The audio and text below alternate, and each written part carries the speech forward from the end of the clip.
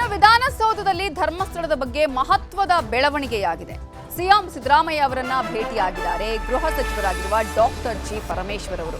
Pranav Mohanty SIT ಮುಖ್ಯಸ್ಥರು ಭೇಟಿಯನ್ನ ಮಾಡಿದ್ದಾರೆ ಗೃಹ ಸಚಿವರನ್ನ. ಗೃಹ ಸಚಿವರು ಆ ನಂತರ ಸಿಎಂ ಸಿದ್ದರಾಮಯ್ಯ ಅವರನ್ನ ಭೇಟಿ ಮಾಡಿದ್ದಾರೆ. ಇದೀಗ ಸಿಎಂ ಜೊತೆಗೆ ಚರ್ಚೆ ಮಾಡಿದ್ದಾರೆ ಗೃಹ ಸಚಿವರಾಗಿರುವ ಪರಮೇಶ್ವರ್ ಅವರು. ಧರ್ಮಸ್ಥಳದಲ್ಲಿ ಶವ ಹೂತಿಟ್ಟ ಪ್ರಕರಣದ ತನಿಖೆ ಹೇಗೆ ಸಾಗ್ತಾ ಇದೆ, ಯಾವ ರೀತಿಯಲ್ಲಿ ಪ್ರಗತಿ ಕಂಡಿದೆ ಅನ್ನೋದರ ಬಗ್ಗೆ ಸಿಎಂಗೆ ಈಗಾಗಲೇ ಮಾಹಿತಿಯನ್ನ ಕೊಟ್ಟಿದ್ದಾರೆ ಗೃಹ ಸಚಿವ ಪರಮೇಶ್ವರ್ ಅವರು. ಯಾಕಂದ್ರೆ ದೊಡ್ಡ ಮಟ್ಟದಲ್ಲಿ ಚರ್ಚೆ ಆಗ್ತಾ ಇದೆ ಈ ಒಂದು ವಿಚಾರ. ಈಗಾಗಲೇ ವಿಪಕ್ಷಗಳು ಕೂಡ ಸದನದಲ್ಲೇ ಈ ವಿಚಾರವನ್ನ ಪ್ರಸ್ತಾಪ ಮಾಡ್ತಾ ಇವೆ. ತನಿಖೆ ಎಲ್ಲಿವರೆಗೂ ಕೂಡ ಆಯಿತು ಅನ್ನೋದ್ರ ಬಗ್ಗೆ ನೀವು ಮಾಹಿತಿಯನ್ನ ಕೊಡಿ ಅಂತ ಕೇಳಿಕೊಳ್ತಾ ಇದೆ. ಹಾಗಾದ್ರೆ ಇದೇ ವಿಚಾರಕ್ಕೆ ಸಂಬಂಧಪಟ್ಟ ಹಾಗೆ ಸರ್ಕಾರದ ನಿಲುವು ಏನು ಅನ್ನೋದ್ರ ಬಗ್ಗೆ ನಾವು ನೋಡ್ತಾ ಹೋಗೋದಾದ್ರೆ ಆಪರೇಷನ್ ಅಂತ್ಯ ಆಗುತ್ತಾ ಅನ್ನುವಂತಹ ಪ್ರಶ್ನೆ ಕೂಡ ಇದೆ. ಧರ್ಮಸ್ಥಳದ ಹುಡುಕಾಟಕ್ಕೆ ಇವತ್ತೇ ತೆರೆ ಬೀಳುವಂತಹ ಸಾಧ್ಯತೆಗಳು ಕೂಡ ಕಾಣಿಸ್ತಾ ಇದೆ. ಈಗಾಗಲೇ 13ನೇ ಪಾಯಿಂಟ್ ನಲ್ಲಿ ಏನು ಸಿಕ್ಕಿಲ್ಲ ಅಂತ ಹೇಳಿದ್ರೆ ಅದನ್ನ ಈ ಒಂದು ತನಿಖೆಯನ್ನ ಇಲ್ಲಿಗೆ ಫುಲ್ ಸ್ಟಾಪ್ ಮಾಡಿ ಅಂತ ಹೇಳುವಂತಹ ಸಾಧ್ಯತೆಗಳಿದೆ. ಗೊತ್ತಿಲ್ಲ ಯಾವ ನಿರ್ಧಾರವನ್ನ ತೆಗೆದುಕೊಳ್ತಾರೆ ಅನ್ನೋದು. ಧರ್ಮಸ್ಥಳದ ಹುಡುಕಾಟಕ್ಕೆ ಇವತ್ತು ಯಾಕೆ ತೆರೆ ಬೀಳುವಂತಹ ಸಾಧ್ಯತೆಗಳು ಇದೆ ಅಂತ ಹೇಳಿದ್ರೆ ಈಗಾಗಲೇ ಅನಾಮಿಕೆ ಹೇಳಿದ ಜಾಗದಲ್ಲಿ ಎಲ್ಲೂ ಕೂಡ ಏನೂ ಸಿಕ್ಕಿಲ್ಲ, ಕಳೆಬರ ಸಿಕ್ಕಿಲ್ಲ, ಆಸ್ತಿ ಪಂಜರ ಸಿಕ್ಕಿಲ್ಲ. ಹಾಗಾಗಿ ಧರ್ಮಸ್ಥಳದ ಎಲ್ಲಾ ಬೆಳವಣಿಗೆಗಳನ್ನ ಈಗಾಗಲೇ ಸರ್ಕಾರದ ಗಮನಕ್ಕೆ ತಂದಿದ್ದಾರೆ ಎಸ್ಐಟಿ ಮುಖ್ಯಸ್ಥರು. ಪರಮೇಶ್ವರ್ ಅವರನ್ನ ಭೇಟಿ ಮಾಡಿದ್ದಾರೆ. ಪರಮೇಶ್ವರ್ ಅವರು ಅನಂತರ ಸಿಎಂ ಸಿದ್ದರಾಮಯ್ಯ ಅವರನ್ನ ಭೇಟಿ ಮಾಡಿದ್ದಾರೆ. ಅನೇಕ ಮಾಹಿತಿಗಳನ್ನ ಕೂಡ ಕೊಟ್ಟಿದ್ದಾರೆ. ಈಗಾಗಲೇ ಪ್ರಣವ್ ಮೊಹಂತಿ ಅಲ್ಲದೆ ನಿನ್ನೆ ಕೂಡ ಅನುಚೇತ ಅವರು ಕೂಡ ಬಂದು ಪರಮೇಶ್ವರ್ ಅವರನ್ನ ಭೇಟಿ ಮಾಡಿದ್ರು.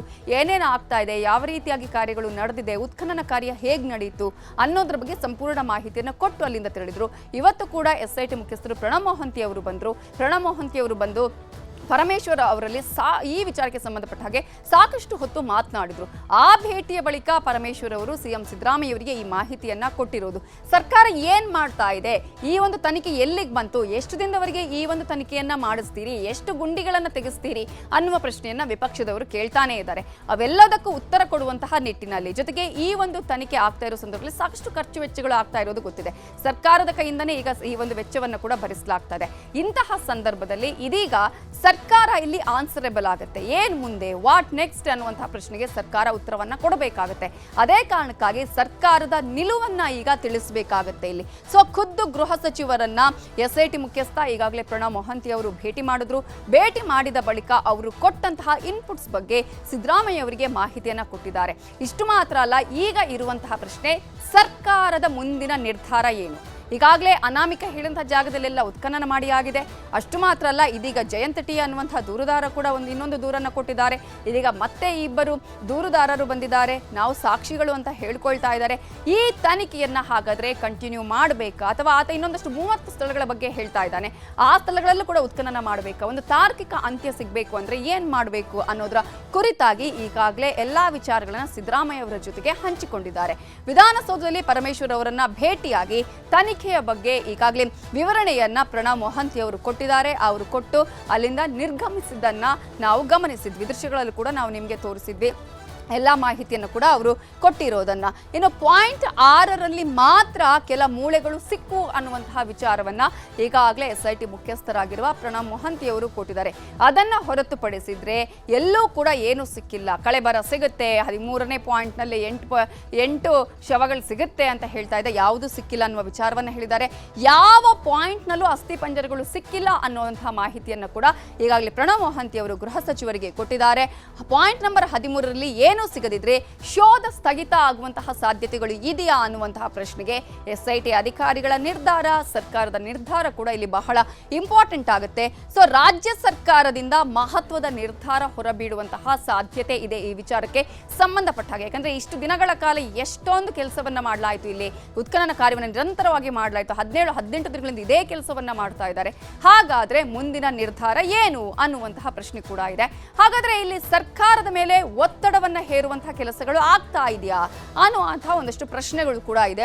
ಧರ್ಮಸ್ಥಳದಲ್ಲಿನ ಎಸ್ಐಟಿ ತನಿಖೆ ಆಗಿರ್ಬೋದು, ಉತ್ಖನನ ಬಗ್ಗೆ ಕೈ ಶಾಸಕರೇ ಆಕ್ಷೇಪವನ್ನ ಇಲ್ಲಿ ವ್ಯಕ್ತಪಡಿಸಿದ್ದಾರೆ. ನಿನ್ನೆ ಸಿಎಲ್ಪಿ ಸಭೆ ಆಯ್ತಲ್ಲ, ಆ ಒಂದು ಸಿಎಲ್ಪಿ ಸಭೆಯಲ್ಲಿ ಪಕ್ಷದ ಸಭೆಯಲ್ಲೂ ಕೂಡ ಆಪರೇಷನ್ ಸ್ಥಗಿತದ ಬಗ್ಗೆ ಚರ್ಚೆಯಾಗಿದೆ. ಏನ್ ಮಾಡ್ತಾ ಇದ್ದೀರಿ ನೀವು, ಇಡೀ ಒಂದು ರಾಜ್ಯದ ಜನ ಈ ವಿಚಾರವನ್ನ ಕೇಳ್ತಾ ಇದ್ದಾರೆ. ಏನ್ ಸಿಕ್ತು, ಯಾವ ರೀತಿಯಾಗಿ ತನಿಖೆ ನಡೀತಾ ಇದೆ, ಇನ್ನು ಏನ್ ಮಾಡ್ತೀರಿ ಅನ್ನುವಂತಹ ವಿಚಾರದಲ್ಲಿ ಈಗ ಕಾಂಗ್ರೆಸ್ ಶಾಸಕರುಗಳೇ ಒಂದಷ್ಟು ಪ್ರಶ್ನೆಗಳನ್ನ ನಿನ್ನೆ ಈ ಒಂದು ಮೀಟಿಂಗ್ನಲ್ಲಿ ಕೇಳಿದ್ದಾರೆ. ಸ್ಥಗಿತವನ್ನ ಮಾಡಬೇಕು ಅನ್ನೋದರ ಬಗ್ಗೆ ಕೂಡ ಚರ್ಚೆಯನ್ನ ನಿನ್ನೆಯ ಶಾಸಕಾಂಗ ಪಕ್ಷದ ಸಭೆಯಲ್ಲೂ ಕೂಡ ಮಾಡಲಾಗಿದೆ. ಹಾಗಾದ್ರೆ ಸರ್ಕಾರದ ಮೇಲೆ ಇಲ್ಲಿ ಒತ್ತಡ ಇದೆಯಾ ಅನ್ನುವಂಥ ಪ್ರಶ್ನೆ ಇರ್ಬೋದು. ವಿಧಾನಸಭೆ ವಿಧಾನ ಪರಿಷತ್ನಲ್ಲೂ ಕೂಡ ಸರ್ಕಾರವನ್ನ ಬಿಜೆಪಿ ಈಗಾಗಲೇ ತರಾಟೆಗೆ ತೆಗೆದುಕೊಂಡಿರೋದನ್ನ ಕೂಡ ನಾವು ಗಮನಿಸ್ತಾ ಇದ್ದೀವಿ. ನಿನ್ನೆ ಕೂಡ ದೊಡ್ಡ ಮಟ್ಟದಲ್ಲಿ ಚರ್ಚೆಯಾಯಿತು, ಇವತ್ತು ಕೂಡ ಚರ್ಚೆಯಾಗಿದೆ. ಇದೇ ಭಾನುವಾರ ಧರ್ಮಸ್ಥಳ ಚಲೋಗೂ ಕೂಡ ಬಿಜೆಪಿ ಈಗಾಗಲೇ ಕರೆಯನ್ನ ಕೊಟ್ಟಿದೆ. ಬೆಂಗಳೂರಿನ ಯಲಹಂಕದಿಂದ ಈ ಒಂದು ಪಾದಯಾತ್ರೆ ಅಥವಾ ಈ ಒಂದು ಧರ್ಮಸ್ಥಳ ಚಲೋ ಆರಂಭ ಆಗುತ್ತೆ.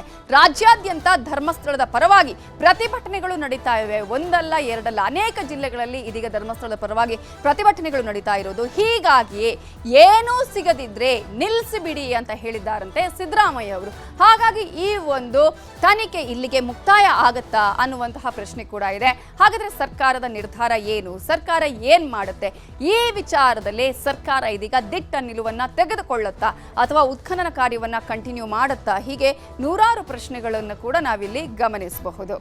ಇದೇ ವಿಚಾರಕ್ಕೆ ಸಂಬಂಧಪಟ್ಟ ಹಾಗೆ ಕಾಂಗ್ರೆಸ್ ನಾಯಕರು ಕೂಡ ಮಾತನಾಡಿದ್ದಾರೆ. ಒಂದ್ ಕಡೆ ದಿನೇಶ್ ಗುಂಡೂರಾವ್ ಕೂಡ ಇವತ್ತು ಹೇಳ್ತಾ ಇದ್ರು ಇದರ ಹಿಂದೆ ಯಾರಿದ್ದಾರೆ ಅನ್ನೋದನ್ನ. ಹಾಗಾದ್ರೆ ಬೇಳೂರು ಗೋಪಾಲಕೃಷ್ಣ ಅವರು ಏನ್ ಹೇಳಿದ್ದಾರೆ ನೋಡೋಣ. ಇಲ್ಲ, ಅದು ಕ್ಲೋಸ್ ಮಾಡೋ ಚಾನ್ಸಸ್ ಇದೆ. ಮುಂದುವರ್ಸೋದು ಬೇಡ ಅನಿಸ್ತದೆ. ನನ್ನ ಲೆಕ್ಕ ಬೇಡ, ನಿಲ್ಲಿಸೋದು ಒಳ್ಳೆಯದು. ಮುಂದೆ ಅದನ್ನು ಚರ್ಚೆ ಮಾಡಿ ಅದನ್ನು ಸಹಜವಾಗಿ ಜನರಿಗೆ ತಿಳಿಸುವಂಥದ್ದು ಆಗಬೇಕು.